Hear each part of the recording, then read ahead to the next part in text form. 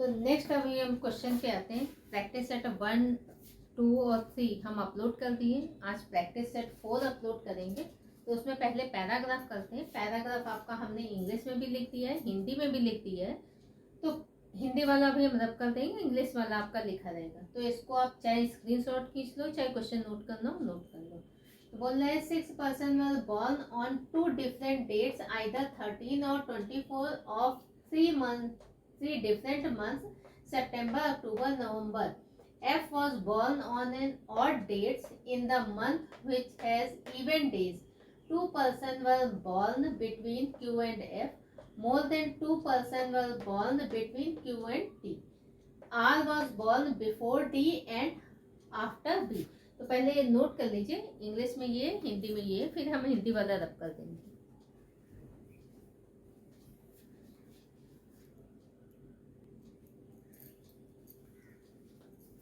तो देखो, जब भी इस टाइप का आपका क्वेश्चन हो तो इसमें क्या बोल रहा है, 6 person were born on 2 different date.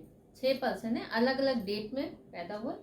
अलग अलग डेट में नहीं, मतलब वो डेट बोल रहा है 13 या 24 को पैदा हुए थे। और कितना मंथ है, सितंबर, नवंबर, अक्टूबर और मई। तो यहाँ पे लिख देते हैं सितंबर, अक्टूबर और नवंबर।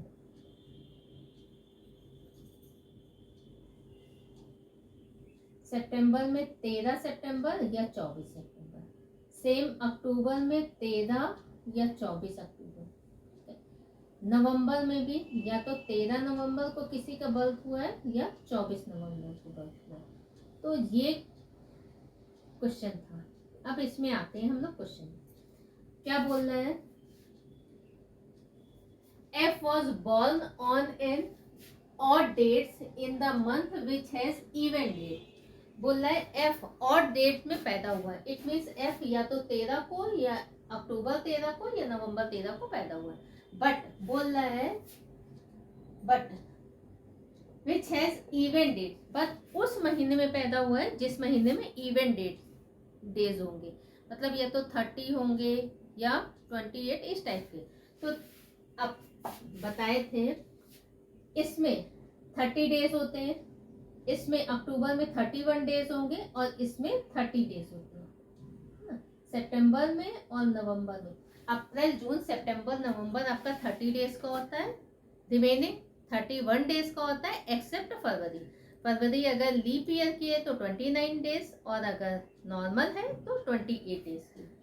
तो अब बोल रहा है एफ, या तो एफ इस दिन हुआ होगा इसका बॉर्न, या तो एफ नवंबर में इस दिन हुआ होगा। ठीक है। अब बोल रहा है 2 person were born between Q and F. Q और एफ के बीच में 2 पर्सन का जन्म हुआ है। अगर ये केस है तो एफ यहाँ, तो 1 2 then Q must be here. अगर एफ यहाँ तो नीचे जा नहीं सकते, ऊपर जाएंगे तो 1 2 देन इस केस में क्यू यहाँ आएगा। ठीक है भाई। More than 2 person were born between Q and T. Q और टी के बीच में कितने पर्सन है, 2 से ज्यादा है। ठीक है।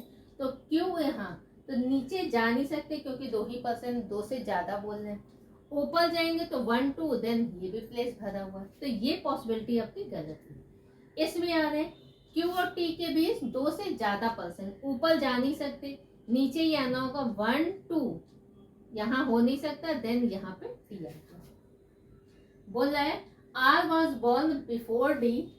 आर का जन्म डी से पहले है, एंड कंजंक्शन यूज हो रहा है और ये इंफॉर्मेशन आपका आर के लिए, एंड आफ्टर बी, और बी के बाद आर का जन्म हुआ है। अब इनमें जस्ट वर्ड नहीं दिया, तो हो सकता है 1 पर्सन हो सकता है 2 पर्सन हो सकता है नहीं भी हो।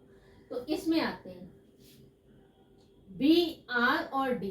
तो कहाँ पे आ जाएगा, अगर हम ये केस ले रहे हैं बी के बाद 1 पर्सन छोड़ करके आर के बाद देन डी, तो पॉसिबिलिटी है। ठीक है, क्योंकि ये प्लेस भरा, ये प्लेस भरा, ये खाली था, ये खाली था, ये खाली था, तो कंडीशन आपका ये फुलफिल करता है। अगर हम यहाँ पे बी को ले लेते, बी को यहाँ ले लेते, तो बी के बाद नेक्स्ट यहाँ पे आर आ जाता तो डी पॉसिबल नहीं था, तो ये केस हो नहीं सकता था। देन मस्ट है आपका यही केस कंफर्म होगा।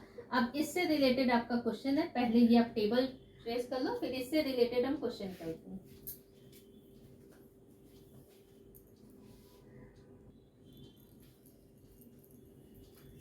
तो देखो क्वेश्चन 1 आपका बोल रहा है how many person were born after F, F के बाद कितने लोग का जन्म हुआ, एफ ये एफ के बाद कितने लोग का जन्म हुआ, एक लोग का, तो आंसर आपका ये हो जाएगा।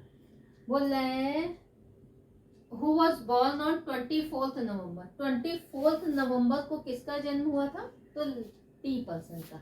देन आंसर आपका ये।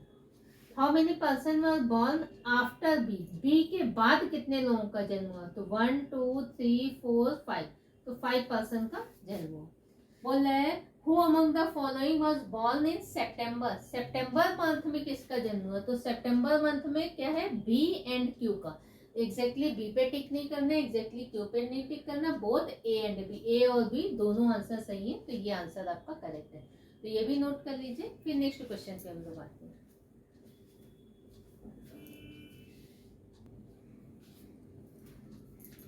तो इसका फिफ्थ क्वेश्चन है, फिफ्थ क्वेश्चन क्या बोला है, which of the following statement is true, कौन सा ऑप्शन आपका ट्रू है ये आपको बताना है। ये स्टेटमेंट है 1 2 और 3 स्टेटमेंट है, और ऑप्शन ए टू ई आपका गिवन है।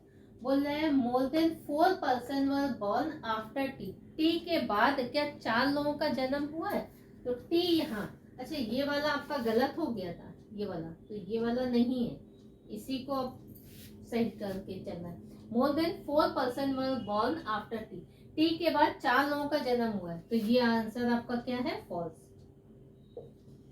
2 person were born between B and D, B के बाद 2 लोग हैं और डी के बाद भी 2 लोग हैं, तो ये स्टेटमेंट आपका ट्रू है, ठीक है। At least 1 person was born after B, B के बाद सॉरी एफ के बाद, एफ के बाद कम से कम एक पर्सन का जन्म हुआ है, तो एफ के बाद कम से कम एक पर्सन का जन्म हुआ है, तो ये भी आंसर आपका ट्रू है। एटलीस्ट बोला है मतलब कम से कम एक जरूर होना चाहिए, एक से ज्यादा भी हो सकता है बट एक जरूर होना चाहिए, तो आंसर आपका हो गया कौन सा, सेकंड और थर्ड आपका करेक्ट है, तो बोथ सेकंड एंड थर्ड ये स्टेटमेंट आपका ट्रू है। तो ये आपका पैराग्राफ से रिलेटेड क्वेश्चन था, तो ऐसे पैराग्राफ को कैसे आप हैंडल करोगे ये देख लो। उसमें आपको दिमाग लगाना है कि कौन सा मंथ 30 डेज का है, कौन सा 31 डेज का है, किसमें नंबर ऑफ डेज इवन है ऑड है, कंडीशन है, पॉसिबिलिटी बन रही है उसे तुरंत ट्रेस करो, एक न एक पॉसिबिलिटी आपकी गलत हो ही जाएगी।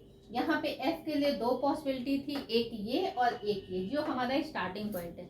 तो सारे पैराग्राफ में आपको एक स्टार्टिंग कंडीशन दिया ही रहता है जहां से आप स्टार्ट करते हो, तो वो स्टार्ट करके जो जो पॉसिबिलिटी है उसके अकॉर्डिंगली आप आगे बढ़ते जाना।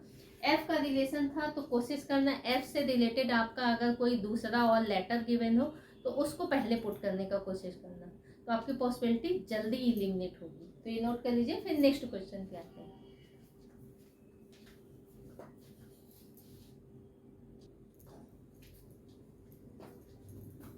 तो देखो नेक्स्ट क्वेश्चन आपका है मिरर इमेज से रिलेटेड, तो बोल रहा है if the mirror reflection shows time as 9 hours 45 minutes then what will be actual time.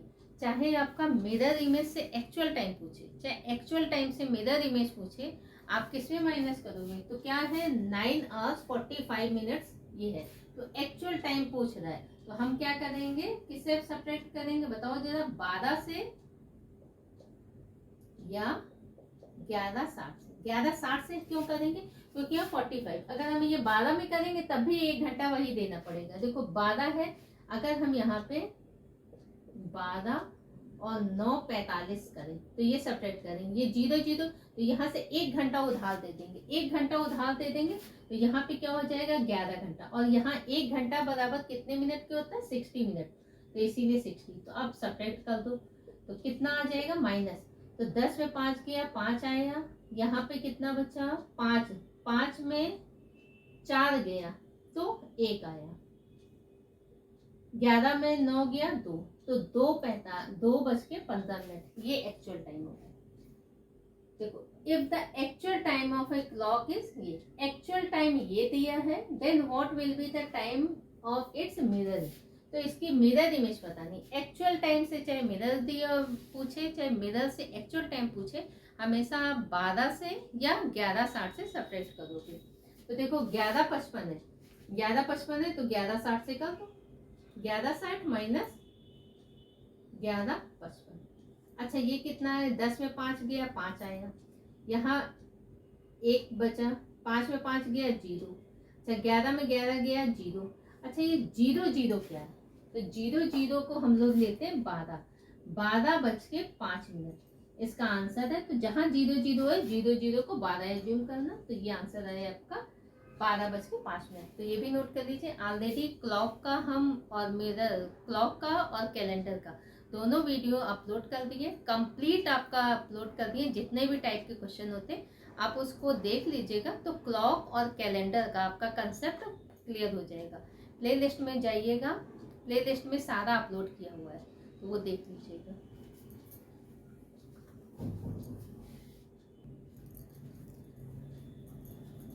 देखो ये पेयर वाला क्वेश्चन है, ये बहुत इंपॉर्टेंट क्वेश्चन है। इसमें आपके 2-3 टाइप के क्वेश्चन आते हैं, नंबर से रिलेटेड भी हो सकता है, वर्ड भी दे देगा क्वेश्चन में, आपका वर्डिंग में सीरीज दे देगा, यहाँ ऑर्डर दे देगा, कुछ भी दे देगा। तो ऑलरेडी इसका कंप्लीट वीडियो उसमें देख लीजिएगा आप, अल्फाबेट वाले पार्ट में, तो इसका आपका सारा पैटर्न क्लियर हो जाएगा, कहीं डाउट नहीं होगा। क्योंकि अगर यहाँ पे ऑर्डर दे देगा तो आपका आंसर दूसरा हो जाएगा, तो इसलिए जरूर देख लीजिएगा वो। बोल रहा है how many pair of letter are there in the word, कोई भी वर्ड आपका दे दिया, यहाँ पे है DIPLOMACY, डिप्लोमेसी, तो आपको कोई भी वर्ड दे देगा, उसमें बोल रहा है which have the same number of letter between them as in English alphabet series, बोल रहा है इनमें सेम नंबर ऑफ लेटर होने चाहिए, जैसे इंग्लिश अल्फाबेट सीरीज में आपका लेटर का गैप होता है, तो सेम गैप इसमें भी हो। तो देखो सीरीज आपका गिवन है, तो आप लेफ्ट टू राइट और राइट टू लेफ्ट दोनों पेयर काउंट करोगे। पोजीशन पुट करो, इसके 2 रूल हैं, चाहे आप पोजीशन से क्वेश्चन आंसर फाइंड कर लो, चाहे आप ABCD पढ़ करके फाइंड करो, जो आपको आसान लगे आप उसको अप्लाई करें, ठीक है। जैसे यहाँ पे हम दोनों रूल बता दे रहे हैं, पहले आपका अल्फाबेट से बता दे रहे हैं। डी के बाद E आना चाहिए, FGHIJKL, तो डी से एक भी पेयर नहीं बना। आई से IJKLM, तो आई से देखो एक पेयर आपका बन रहा है। एम के बाद NOP आना चाहिए, फिर नहीं बन रहा। फिर P के बाद QRSTUV नहीं बन रहा।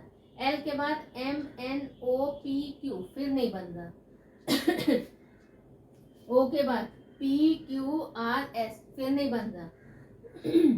M के बाद NOP फिर नहीं बन रहा। A के बाद BC नहीं बन रहा। C के बाद D आना चाहिए, नहीं बन रहा। तो लेफ्ट टू राइट आपका एक पेयर बन रहा है। अब राइट टू लेफ्ट जाना है, तो Y है, तो Y से कभी भी ये सीरीज रिपीट नहीं होगा, क्योंकि जब इंग्लिश अल्फाबेट सीरीज बोल रहा है, तो इंग्लिश अल्फाबेट सीरीज में आपके कितने लेटर होते हैं? 26, तो 26 लेटर, ये सीरीज रिपीट नहीं कर रहा है, A to Z ही रहेगा। तो Y से तो एक भी आपका नहीं बनेगा, ठीक है। अब C से चेक करो, क्या C से आपका बन रहा है? CDEFGHIJ, तो C से D आपका I बन रहा है, ठीक है। ये पहला हो गया, ये हो गया दूसरा। उसके बाद A के बाद BCDEFG, इससे भी नहीं बन रहा। M से MNOP, तो ये आपका तीसरा पेयर बना। PQR फिर नहीं बना। OPQRS नहीं बना। L के बाद M आना चाहिए, N आना चाहिए, O नहीं बन रहा। P के बाद Q, देन R आना चाहिए, नहीं बन रहा। I के बाद J आना चाहिए, नहीं बन रहा। तो इसका राइट आंसर आपका 3 है। एक तो ये रूल है। दूसरा आप पोजीशन पुट कर दोगे, तो पोजीशन से आपको जल्दी आसानी से फाइंड हो जाता है। जैसे हम इसमें पोजीशन पुट कर दे रहे हैं 4, दूसरे कर देंगे तो आपको देखिएगा 4, 9, 16, 12, 15, 13, 1, ये हटा ही देते हैं।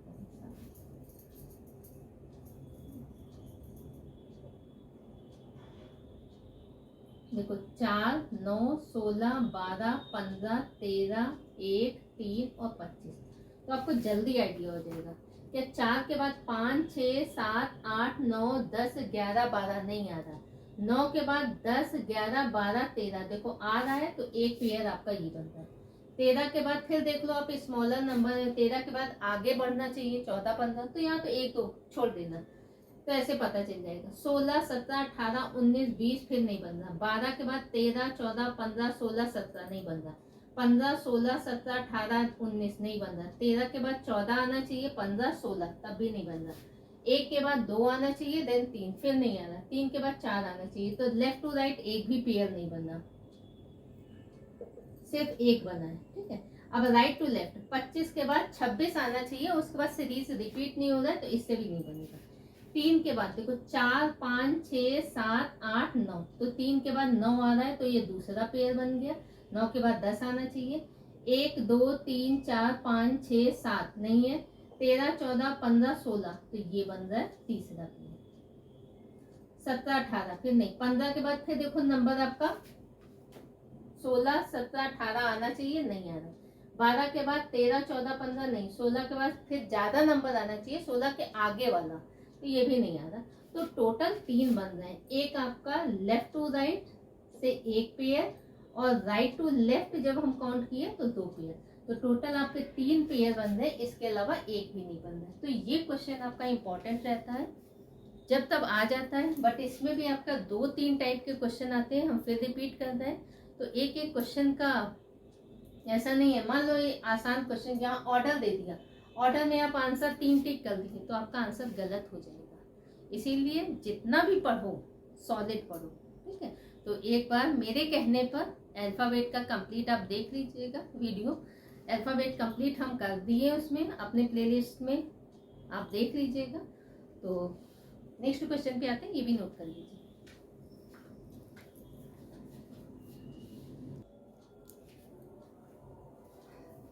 तो क्वेश्चन नंबर 9 में आते हैं। क्वेश्चन नंबर 9 में बोल रहा है how many diagonals are there in octagon. देखो ऑक्टागोन दे सकता है, पेंटागोन दे सकता है, हेक्सागोन, कुछ भी आपका दे देगा, या आपका फिगर बना करके दे देगा। तो हम काउंटिंग ऑफ फिगर का लाइव क्लास भी लेकर के आपका कंप्लीट कराए थे, आप देख लीजिएगा। काउंटिंग ऑफ फिगर का 3 हम घंटे का क्लास लिए थे, लाइव क्लास। तो उसमें आपका ये थ्योरी कंप्लीट कराए थे। कुछ कुछ क्वेश्चन अभी रह गए, तो हम प्रैक्टिस में करा देंगे, आप वो भी कवर कर लीजिएगा। तो देखो ऑक्टागोन के लिए तो हम एक फॉर्मूला बताए थे नंबर ऑफ डायगोनल्स फाइंड करने के लिए। नंबर ऑफ डायगोनल्स फाइंड करने के लिए क्या था, n minus C divided by 2। n क्या है, n equal to number of sides. तो ऑक्टागोन में नंबर ऑफ साइड्स कितनी होती, 8। तो यहाँ कर दो 8, और 8 माइनस सी कितना आया, 5 डिवाइडेड बाई 2, तो 40 डिवाइडेड बाई 2, तो आंसर आपका आ गया 20। तो नंबर ऑफ डायगोनल्स कितने हैं, 20 है। तो इसमें आ रहे कोडिंग डिकोडिंग का क्वेश्चन है। If my is coded as 16, to is coded as 19, how will you code e। तो my इज कोडेड एज 16 है, TO इज कोडेड एज 19 है, तो HE का कोडिंग आपको बताना है क्या है। तो देखो 16 आ रहा है, M का कॉम्प्लीमेंट्री पेयर बेटा क्या होता है, N का पोजीशन कितना होता है, 14। यही देखो कॉम्प्लीमेंट्री है, MN बॉय, तो ये कॉम्प्लीमेंट्री पेयर है। तो N का पोजीशन कितना होता है, 15। B का पोजीशन कितना होता है, 2। इसी का पोजीशन का इन दोनों का ही एडिशन करके आपका ये देगा। तो इसमें क्या होगा, GT रोड और लव, G का पोजीशन कितना होता है, 7। L का पोजीशन कितना होता है, 12। तो 7 + 12 19। तो इसमें आते हैं हाई स्कूल, कॉम्प्लीमेंट्री पेयर है। इसमें क्या है, लव, तो S का पोजीशन कितना हो गया, 19, और V का पोजीशन कितना हो गया, 22। तो 19 + 22 आंसर आपका कितना हो गया, देखो 9, 10, 11 की 1, कैरी 1, 2 2 4, 41। तो राइट आंसर आपका है 41। तो ये भी नोट कर लीजिए। तो कॉम्प्लीमेंट्री पेयर का जब आप अल्फाबेट का आप जाओगे, अल्फाबेट का जो प्ले लिस्ट ऑन करोगे आप अल्फाबेट का, उसमें देखना कॉम्प्लीमेंट्री पेयर का वीडियो भी हम अपलोड किए। सीरीज वाले में भी आपका काउंटिंग ऑफ अल्फाबेट का पोजीशन और कॉम्प्लीमेंट्री पेयर दोनों लर्न करना बताएं। पोजीशन आपको याद होना चाहिए वर्बली। ये आपका alphabet, coding, decoding, series, number puzzle, बहुत सारे उसके लिए यूजफुल होगा। तो आप याद कर लीजिएगा। अब तो आपको याद भी होना चाहिए। तो इसका आंसर है आपका 41। तो ये भी नोट कर लीजिए।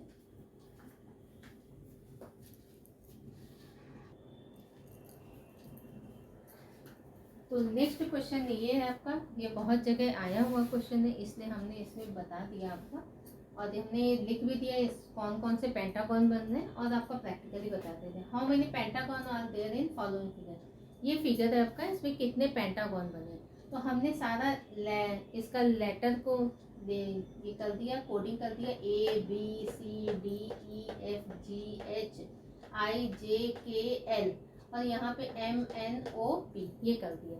तो टोटल आपके 12 पेंटागन बन रहे हैं। कौन कौन से बन रहे हैं देखो, एक ये ब्लू वाला पेंटागन, ये वाला, एक लाइन, 2 लाइन, 3 4 और 5। तो इससे 4 बने, एक इससे, दूसरा इससे, तीसरा इससे, चौथा इससे। तो 4 आपके बन रहे हैं। फिर ये स्मॉलर वाला पेंटागन कौन सा है, ग्रीन वाला, देखो, एक line, 2 line, 3 line, 4 line, 5 line. तो एक पॉइंट से एक पेंटागन, तो 1 2 3 4, तो 4 पेंटागन इससे बनेंगे। फिर रेड वाला देखो, इससे ये आउटर वाले से एक पेंटागन, देखो एक लाइन, और ये दूसरी लाइन जा रही, और तीसरी चौथी। तो एक लाइन, 2 लाइन, 3 लाइन, 4 लाइन और 5 लाइन, तो 5 पेंटागन। तो एक इससे पेंटागन, दूसरा इससे, तीसरा इससे और चौथा इससे। तो 4 और 4 8 और 4 12, तो टोटल 12 पेंटागन बनेंगे। तो ये भी आप नोट कर लीजिए, इंपॉर्टेंट क्वेश्चन था इसलिए हमने करा दिया ये। पहले नोट कर लीजिए, फिर आते क्वेश्चन में।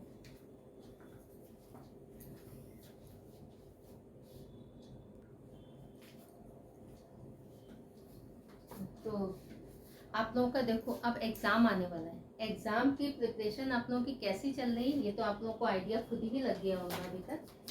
तो सबसे पहले आप जो आपका एग्जाम होगा, तो इसमें हम थोड़ा सा बता देंगे, 40% आप अपना सिलेबस कंप्लीट करो। अगर सारा सिलेबस कंप्लीट हो गया, चाहे वो मैथ्स हो, चाहे रीजनिंग हो, चाहे जीके हो, चाहे इंग्लिश हो, चाहे कंप्यूटर, जो भी हो, अगर सिलेबस कंप्लीट हो गया इट मीन्स 40% आपका सिलेबस कंप्लीट हो गया। बट ये सिलेबस कंप्लीट होने से ये नहीं शो करता है कि आपका सिलेक्शन निश्चित हो जाएगा, क्योंकि ये जो 40% आप पढ़े हो ना, ये तब तक आपका यूजफुल नहीं होगा जब तक आप इसका रिवीजन नहीं करोगे। तो 30% आपको रिवीजन करना है, रिवीजन स्टार्ट करिए। जब ये 40 और 30 जो 40% पढ़े हो जो भी चैप्टर वाइज, इसका रिवीजन स्टार्ट कर देना, तो आपका 70% हो जाएगा। मतलब आपका तैयारी 70% हो गया।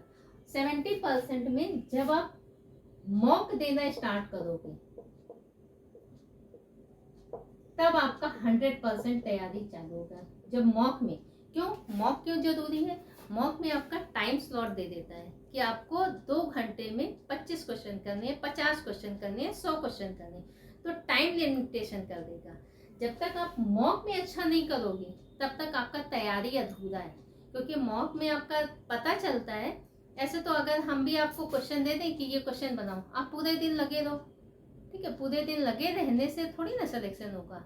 जब तक टाइम बाउंडेशन, टाइम के अकॉर्डिंगली ही आपको अपना वो करना है। सारे बच्चों को एक ही टाइम दिया जा रहा है, उसमें जो हाईएस्ट स्कोर करेगा उसी का सिलेक्शन होगा।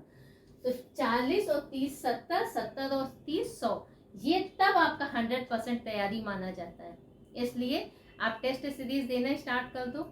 जो हम प्रैक्टिस करा रहे हैं, प्रैक्टिस टेस्ट, इसी में हम सारा कंप्लीट कराते हैं, इसीलिए हम सारा टॉपिक का कुछ कुछ क्वेश्चन इसमें डाल देते हैं ताकि आपका सारा टॉपिक टच में रहे।